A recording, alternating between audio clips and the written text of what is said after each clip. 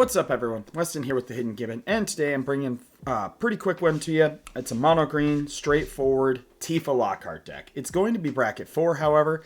We're running 4 game changers in crop rotation, the One Ring, Ancient Tomb, and Seedborn Muse.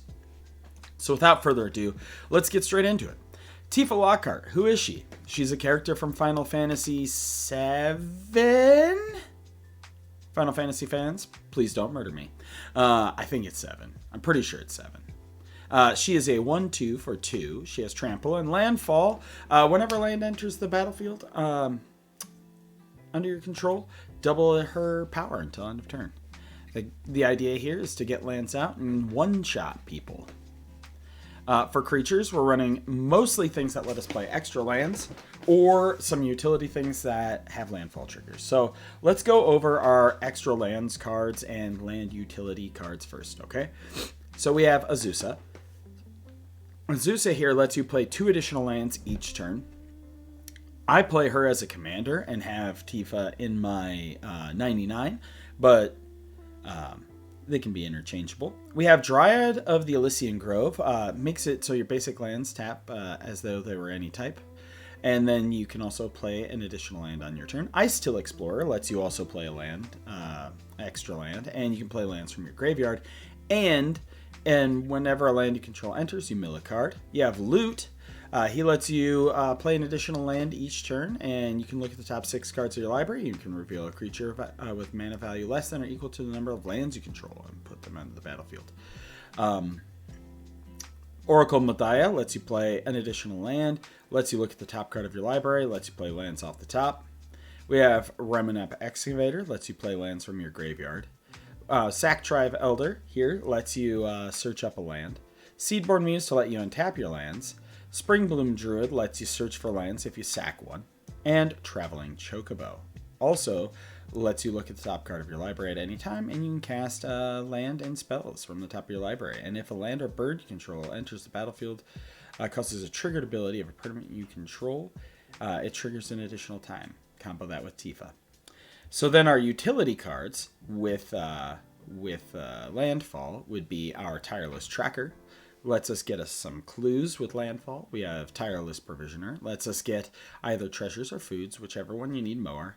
We have Scoot Swarm, which is whenever a land enters the battlefield, you get to make more of them. Lots more. Lotus Cobra lets you generate mana. Bristly Bill lets you put counters on things. Mossborn Hydra is a 1/1 counter, and then you double the amount of 1/1 counters. And then we have Sandman. Shifting Scoundrel. Its power and toughness are each equal to the number of lands you control. Can't be blocked by creatures power 2 or less. And you can return this card and target land card from your graveyard to the battlefield tapped. For our sorceries, we are pretty much only running the ramp in our sorceries. In fact, I'm 100% certain all of our sorceries are ramp when I built this. We have Awaken the Woods, which, yeah, it gives you some dudes, but it's ramping with lands, which is going to pump your Tifa. Cultivate, Explore. God, I can't wait for the Avatar set. Explosive Vegetation, Flare of Cultivation, Kodama's Reach, Migration Path, Nature's Lore, Open the Way, Rampant Growth, Scape Shift. Man, we need more reprints of Scape Shift. This card should not be $70. Holy cow.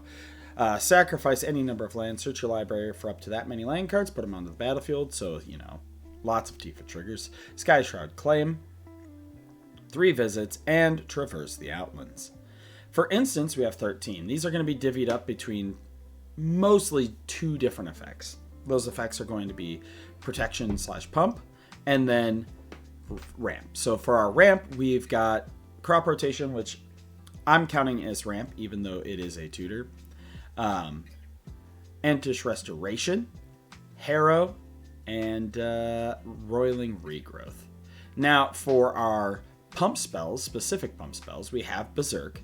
Lets you double the power of a creature and, destroys it at the that creature if it attacked this turn. Tifa's Limit Break, which is going to let you double target creature's power and toughness. Or, if you really want to, you can triple it, which is pretty nice. And then our protection spells, right? We have Horrid Vigor, which gives Death Touch, but it also gives Indestructible. Heroic Intervention, Legolas Quick Reflex, Obscuring Haze, Snakeskin Veil, Strength of Will, and Tyvar's Last Stand. So the reason that we have so many of these spells in there is because although Tifa's power gets doubled, her toughness does not do so. And so you need a way to be able to let her live, because you're only hitting one person at a time and people are going to know that you're the threat, right? You got to find a way to live. For artifacts, we got Crucible of Worlds, Emerald Medallion, Exploration Brood Ship, which lets you play an additional land, and you can also cast a permanent spell from your graveyard by sacrificing a land in addition to paying its other costs. We have Herd Heirloom. We have Larval Scoutlander, which is when it enters, you may sacrifice a land or the lander itself. If you do, search your library for 2 basic land cards, put them on the battlefield tapped. We have Lightning Greaves and Swiftfoot Boots, Ozolith, the Shattered Spire, Power Fist, the Great Henge, Sword of the Animist, which is when the equipped creature attacks, you can search for a basic land card and put it on the battlefield tapped. We got Soul Ring, the One Ring, Whisper Silk Cloak to make sure that our Tifa can't be blocked.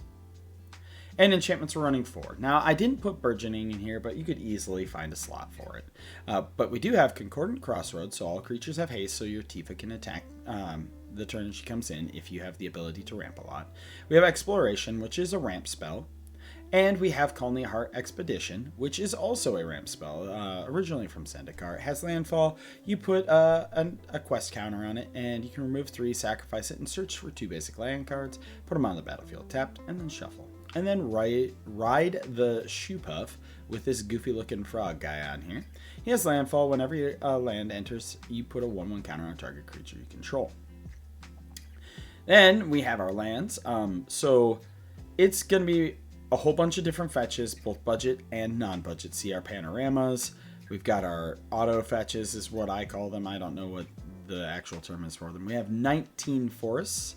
We do have Cavern of Souls, so that way Tifa can't be countered. We have Ancient Tomb.